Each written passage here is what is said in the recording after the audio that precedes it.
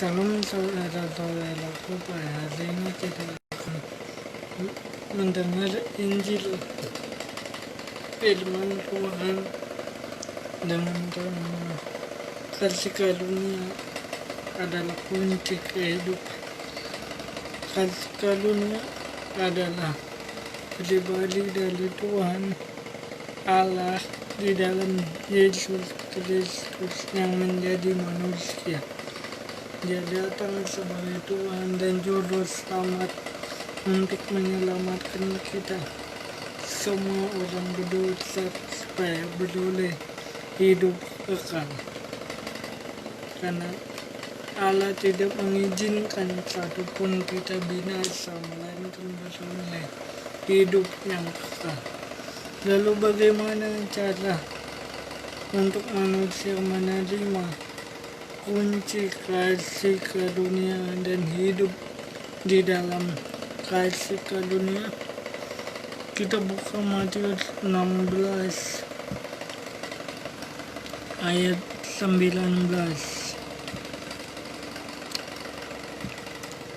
Kepadamu akan kuberikan kunci kerajaan surga. Apa yang kau ikatkan di dunia ini akan terikat di surga, dan apa yang kau lepaskan di dunia ini akan terlepas di surga.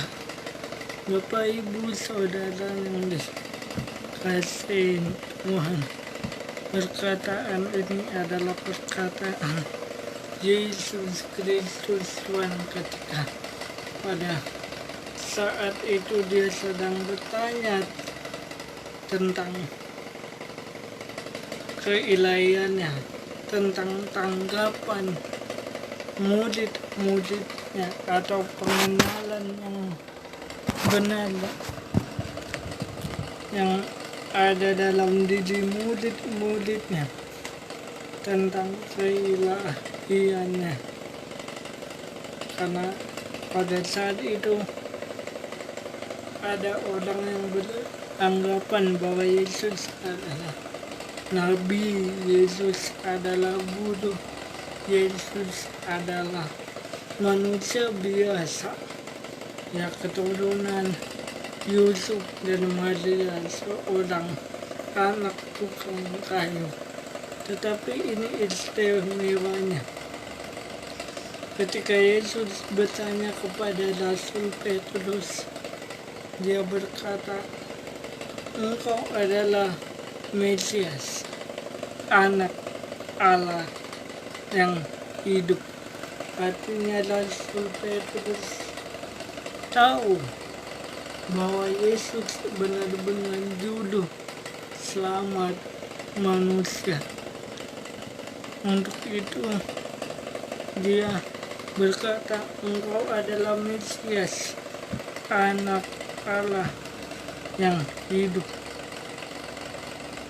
Dan di saat itu juga Yesus berkata, kata Yesus kepadanya, "Berbahagialah engkau Simon bin Yunus, sebab bukan manusia yang menyatakan itu kepadamu, melainkan Bapa-Ku yang di surga. Dan aku pun berkata kepadamu, engkau adalah Petrus, dan di atas batu karang ini aku akan mendirikan jemaatku, dan alam maut tidak akan menguasainya." Jadi pada saat itu juga Yesus mengatakan kepada Rasul Petrus bahwa dia akan dipilih oleh Tuhan, ditetapkan oleh Tuhan, diberi amanat oleh Tuhan Yesus bahwa suatu hari nanti dia akan menjadi rasul, pembawa kabar baik. Dia disebut Yesus sebagai batu karang fondasi kekristenan, fondasi gereja, melalui pemberitaan Injil setelah Yesus naik ke surga dan mencurahkan Roh Kudus. Ya, jadi untuk hidup dan menerima kunci kasih karunia ialah pengakuan dan pengenalan akan Yesus yang adalah Mesias. Kata Mesias adalah yang diurapi oleh Allah. Jadi Petrus benar-benar mengakui bahwa dia berasal dari Allah. Ya, sekalipun dia adalah manusia biasa, sama seperti kita. Ya, mengapa kita harus menerima dan hidup dalam kasih karunia, menerima kunci kasih karunia Allah? Pertama, karena untuk masuk kepada hidup kekal harus melalui pintu yang Matius 7 ayat 13. Masuklah melalui pintu yang sesak itu, karena lebarlah pintu dan luaslah jalan menuju kepada kebinasaan. Banyak orang yang masuk melaluinya. Ya, karena sesaklah pintu dan sempitlah jalan yang menuju kepada kehidupan, dan sedikit orang mendapatinya. Dalam konteks ini adalah perkataan Yesus kepada ahli Taurat. Ya, pada saat itu mereka berusaha berjuang untuk beroleh hidup kekal, untuk beroleh keselamatan Allah. Karena untuk menuju kepada hidup kekal itu dikatakan sulit, sesak, berat, tidak mudah, ya, untuk kita memasukinya. Mengapa? Karena kita telah jatuh ke dalam dosa dan kehilangan kemuliaan Allah. Roma 3 ayat 23. Mengapa kita harus menerima kunci kasih karunia Allah? Karena usaha dan perjuangan diri sendiri, agama kita tidak membawa kita masuk ke dalamnya. Lukas 13 ayat 24.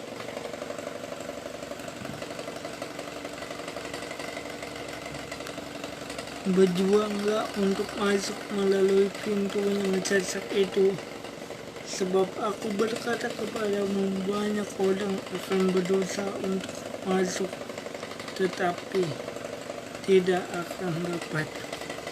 Jadi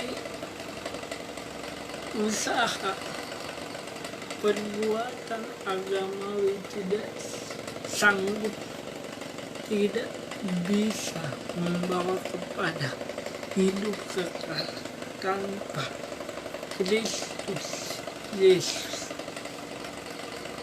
Semakin orang mengandalkan kekuatan diri sendiri, kebenarannya sendiri, ya, kesalehannya sendiri, tidak akan bisa membawa kita masuk kepada hidup kekal.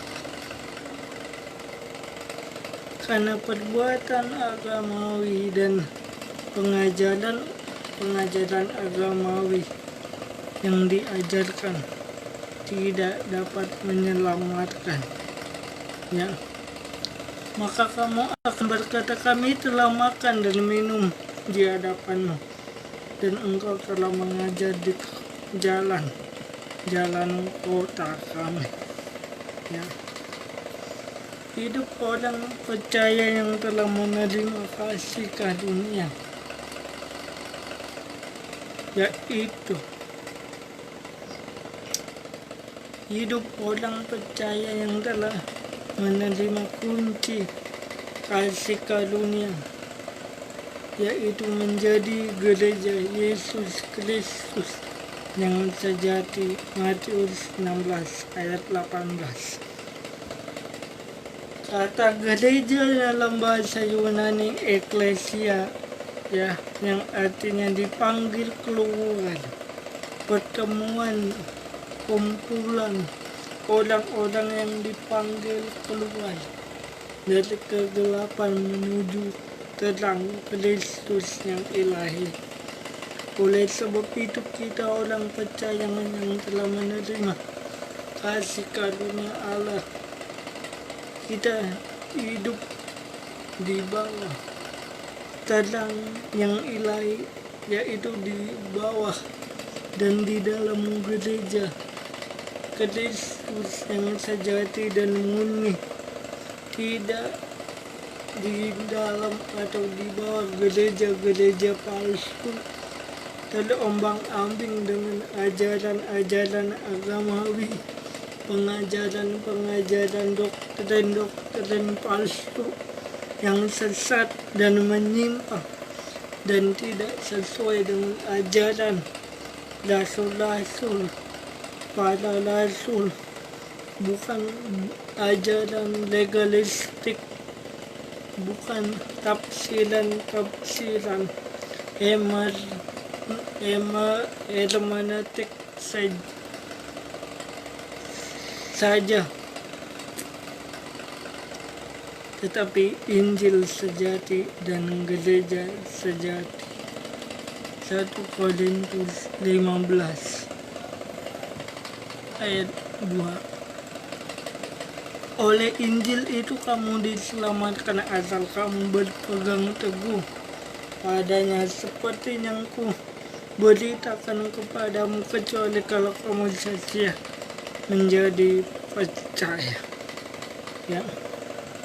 Jadi Injil yang sejati ialah Injil kasih karunia Allah, Injil tentang Yesus yang telah mati dan bangkit, gereja yang sejati yang didirikan oleh Yesus Kristus pada hari Pentakosta lewat rasul-rasul, ya, yang telah menerima karunia Roh Kudus, ya.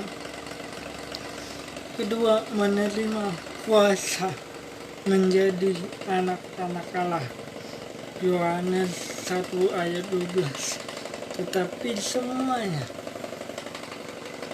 Tetapi semua yang menerimanya diberinya kuasa untuk menjadi anak-anak Allah yang percaya di dalam namanya. Saudara dan saya percaya bahwa kita adalah anak Allah. Anak Allah artinya kita terlahir dari benih Allah di dalam Kristus. Ketika kita lahir baru terima Yesus, kita murni adalah anak Allah, ya. Kita juga adalah ahli waris dari kerajaan Allah. Hidup dalam kasih dan ketaatan. Efesus 5 ayat 24. Karena itu sebagaimana gereja tunduk. Di sini kan dikatakan Efesus 5 ayat 24. Karena itu sebagaimana jemaat tunduk. Kata jemaat itu aslinya gereja tunduk kepada Kristus. Demikianlah juga istri dan suami dalam segala sesuatu. Tunduk artinya taat, takluk, ya. Kita mau dituntun, diajar perlahan-lahan, pelan-pelan oleh firman Tuhan. Mengapa orang percaya yang telah menerima hidup dalam kasih karunia dan menerima kunci kehidupan kerajaan surga harus melepas dan mengikat? Dikatakan di dalam Matius 18 ayat 18, dikatakan Matius 18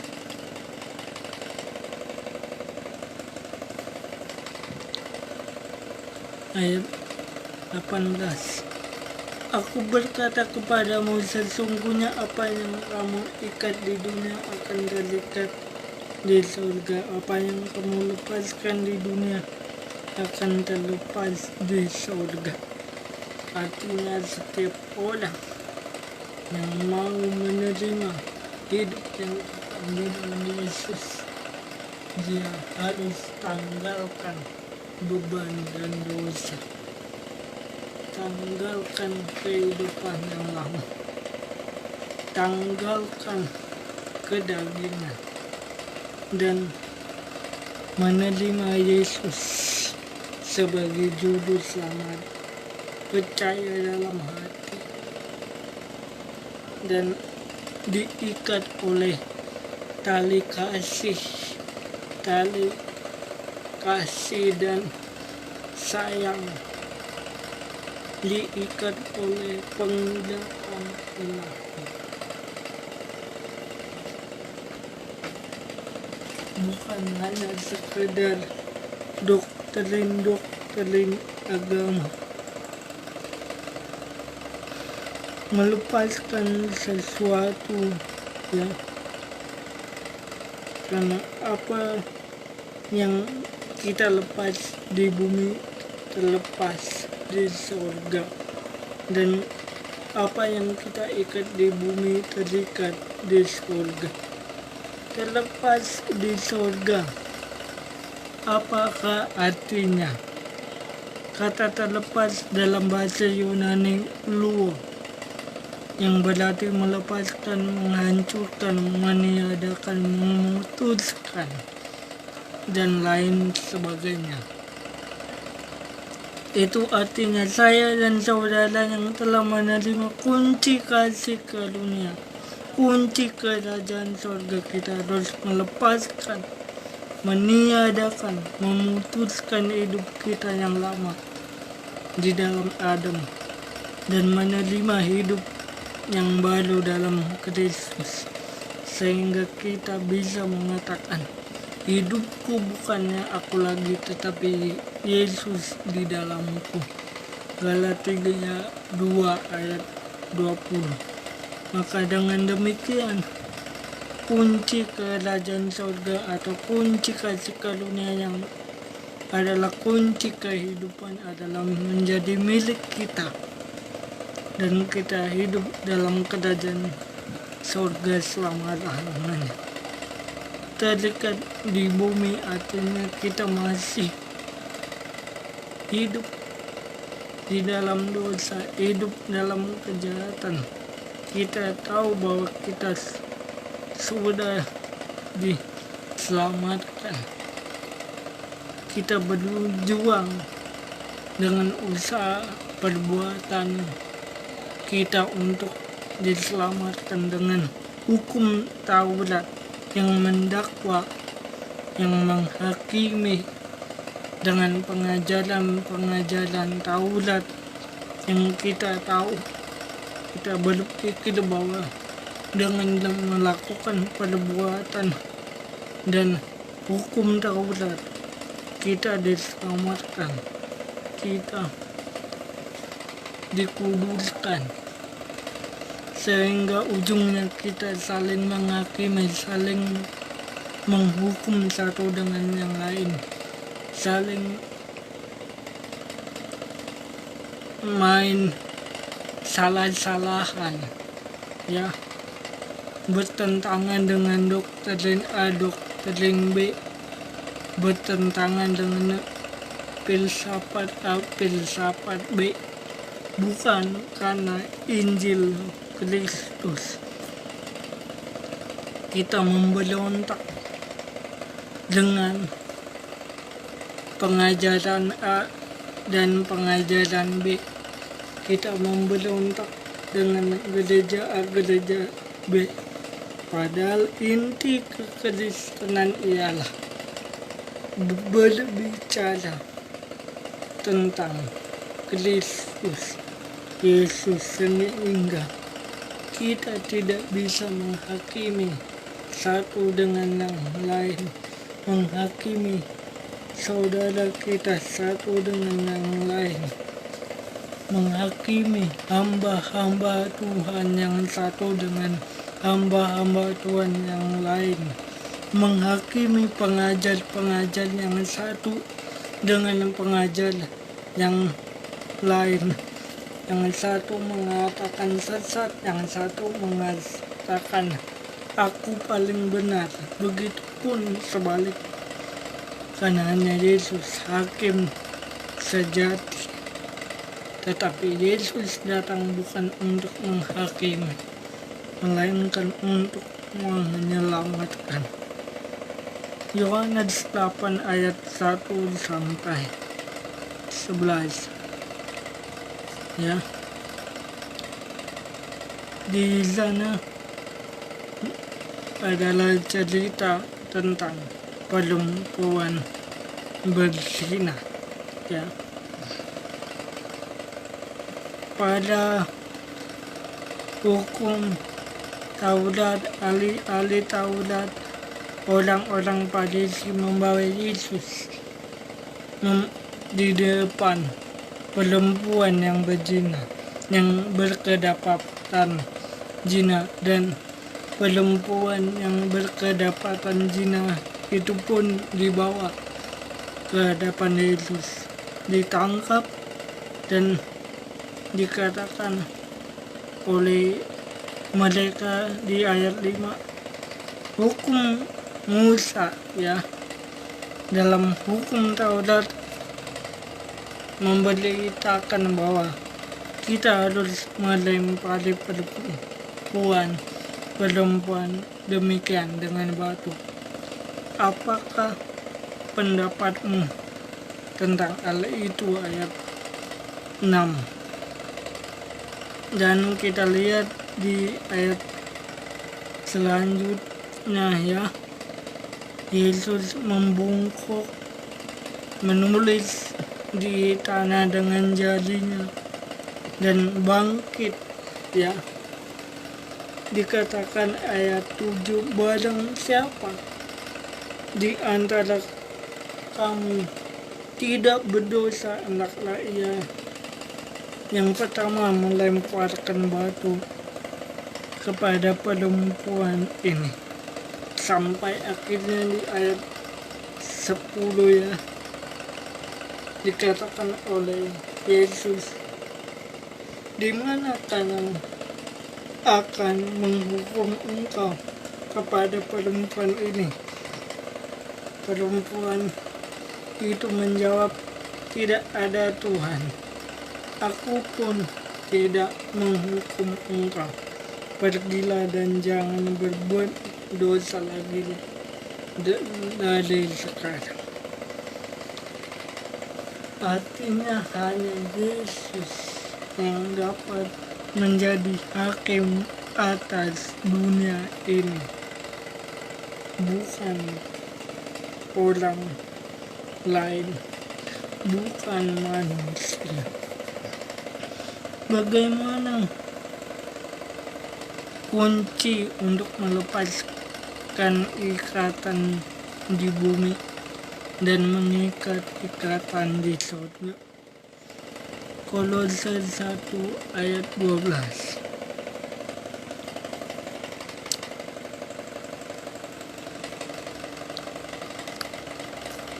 Dan mengucap syukur dengan sukacita kepada Bapa yang melayakkan kamu untuk mendapat bagian dalam apa yang ditentukan untuk orang-orang kudus di dalam kerajaan terang.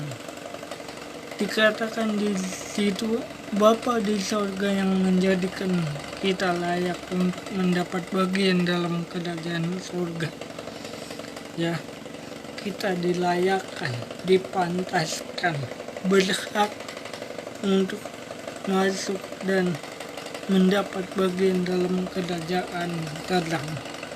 Kedua, bagaimana kita untuk